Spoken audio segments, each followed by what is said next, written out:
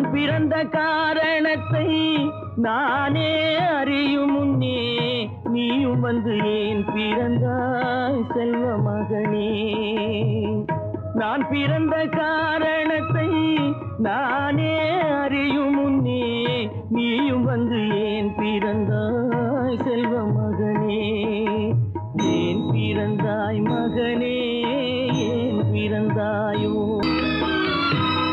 கை கால்கள் விளங்காத கணவன் குடிசையிலும் காதல் மனம் விளங்க வந்தாள் அன்னையடா.